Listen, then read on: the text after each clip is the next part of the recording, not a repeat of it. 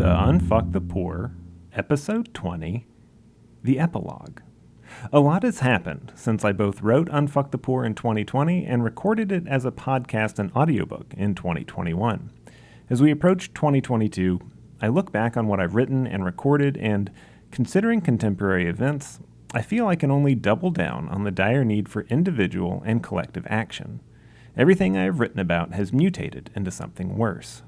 For example, on the issue of Amazon workers seeking dignified working conditions and unionization, we have since been privy to audio of employee-employer confrontations during Amazon's captive audience meetings on unionization. Those meetings are filled with corporate propaganda, nothing more than appeals to fear and confusion, seeking to discredit the benefits of unions. You can be fired for not attending captive audience meetings. As far as domestic politicking is concerned, we have had the misfortune to witness the miscarriage of racial justice. My contrast of Kyle Rittenhouse and Trayvon Martin has been solidified in the full acquittal of Rittenhouse on all charges, including the dismissal of the valid charge of illegal possession of a firearm and the exclusion of relevant evidence by a clearly biased judge. In sum, one unarmed 17-year-old was posthumously vilified by the political right after being attacked and murdered by a vigilante for the crime of wearing a hoodie, while another 17-year-old was praised for killing two protesters and injuring a third with an assault rifle. His defense attorney, making an absolute mockery of mental illness, said he was glad his client shot and killed those men, one of whom, Joseph Rosenbaum, was, quote, crazy, having been hospitalized after a suicide attempt. He had, in fact, just been released from the hospital that day. He was on antidepressants and bipolar medication. Me and Rosenbaum have that in common, and I'm left wondering, does that justify my murder as well? Speaking of court, there is some good news despite the Rittenhouse verdict. The three white men who stalked, attacked, and murdered Ahmaud Arbery were found guilty of this modern-day lynching. In Charlottesville, Virginia, white supremacists and neo-Nazis were found guilty of assault and battery and intentional infliction of emotional distress to the tune of $25 million, an amount the plaintiffs are not likely to recover in full, but a punitive amount sufficient enough to absolutely fuck Jason Kessler and Richard Spencer, racists. Meanwhile, the outcry of conservative snowflakes over critical race theory and free speech in general has intensified.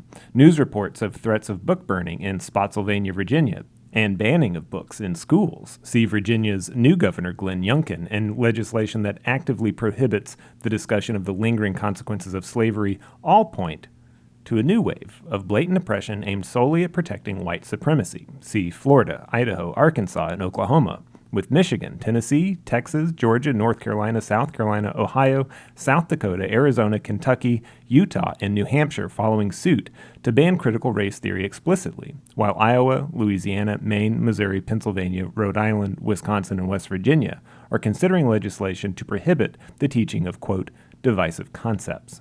Tennessee, I am ashamed to say, has passed a bill outlining 14 topics not to be included in school curriculum.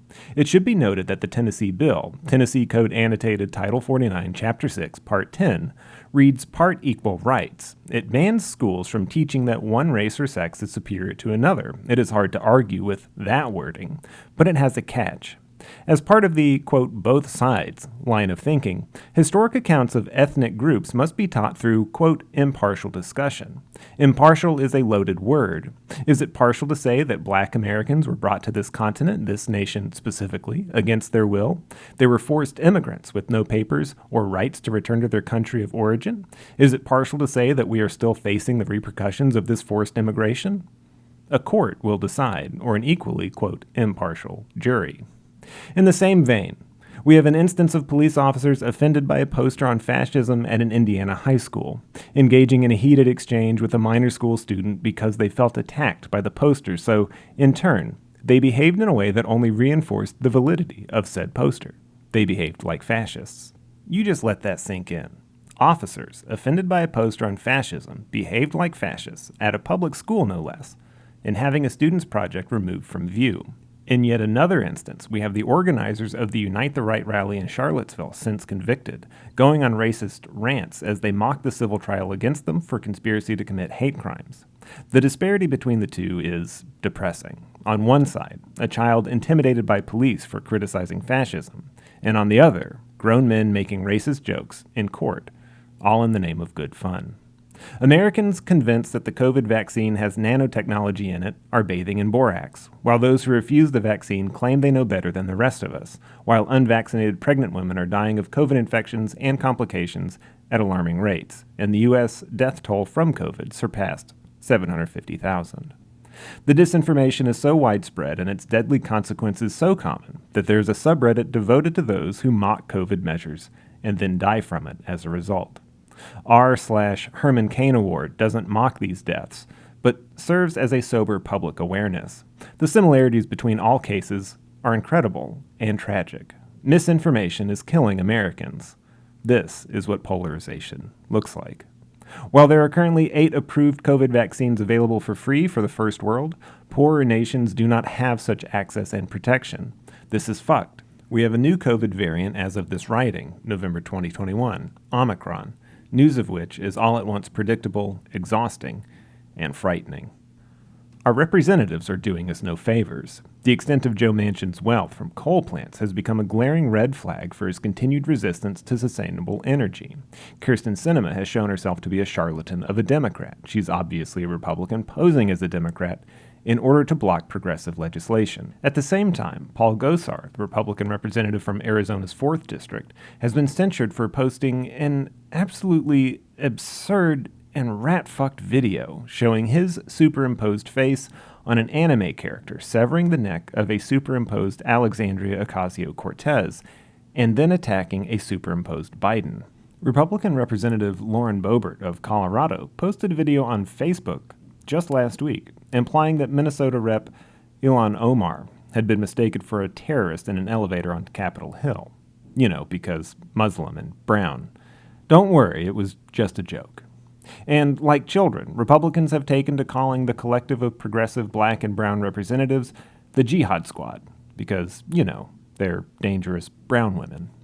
At the UN Climate Change Conference COP26 Climate Summit in Glasgow, Ireland, the poorest and most affected nations facing climate catastrophe were virtually excluded from participation through labyrinthine visa procedures, while major nations signed meaningless agreements that don't prevent against global temperature rise, putting the most vulnerable global citizens at risk of death from climate change. The justice system works quickly to acquit a white murderer while dragging its feet to hold those responsible for the January 6th coup accountable. For all of this, progress is being made. The GameStop frenzy has given way to non-fungible tokens and decentralized autonomous organizations, NFTs and DAOs, proving that Web 2.0 is actively evolving in an attempt to fuck up the status quo, online collectivism becoming a valid means of revolt. In India, after a year of protests, Prime Minister Narendra Modi has given in to farmers' demands to repeal 3 farm acts that hurt India's farmers: the Farmers' Produce and Trade Commerce Act, the Farmers' Agreement on Price Assurance and Farm Services Act, and the Essential Commodities Act. Starbucks worker unions are picking up steam, and efforts and intensity are spreading from New York to Arizona. The effects of COVID-19 on national employment have created a wave of $15 an hour minimum wage jobs and legislation. Workers said, "fuck this bullshit," and left corporations scrambling to attract workers, encouraging states and municipalities to pass $15 an hour legislation, despite such a bill failing to come across Biden's desk. Douchebags, assholes, and fuckwits abound in the top levels of corporate and political leadership, but this is not new. What is new are the desperate efforts to maintain these positions of power. Extreme gerrymandering and voter restrictions, corporate intimidation, and retaliation against whistleblowers and activists suggest that the assholes at the top see the peasant class as a growing threat to their unchecked power. Where 2020 was a culmination of decades of incompetence, greed, and simmering conflicts between increasingly extreme factions of Americans, 2021 has been a year of reckoning for its consequences. 2022 will be a continued reckoning and heightened retaliation. Expect those in power and, in effect, their sycophantic followers to become ever more desperate to hold off inevitable change. Expect this to reach new heights as elections approach. Expect to see all the themes within Unfuck the Poor evolve and advance, for both better and worse. All that said, at the heart of everything is animosity toward those with less. As we push for equitable shares of wealth and power, remember that a compromise of half measures is a win for those in power. It just kicks the can a little farther down the road. We can fight this by doing something every day. It doesn't have to be a public display of protest. It doesn't have to be attention-grabbing or even anything extreme. We can read, we can write, we can talk and support and organize, and we can back those who engage in the things we don't. That's free association. That's autonomy. Activism is as much an individual pursuit as a collective one. To understand a problem and discuss it is active resistance. It opens us up to a network of ideas and opportunities. Above all, it helps us learn and it helps us teach. To be able to speak effectively on social issues is the key to keeping those ideas alive. It's the key to building and maintaining a network of resistance. With constant threats to free speech and the batshit crazy notion that burning books destroys controversial ideas, subversion can be as confrontational as disabling mining equipment or as passive as the proliferation of anti-establishment ideas, to as helpful as providing aid to those in need. The important thing here is to identify where policy and leadership fail and to fill in the gaps with intelligent, meaningful action. So here's the kicker. You know how I made this whole book and all the bonus material free of charge with no catch? Well, there's a catch. If you found Unfuck the Poor useful, informative, relevant, entertaining, or whatever, I want you to share it and promote it wherever efforts to erase history or hide truth pop up. I mean, it's easy enough to read. The concepts are explained simply and the definitions are provided, and it's a good supplement to high school text. And it is exactly the kind of book I wish I'd found when I was 16 and struggling to follow a myriad of social issues.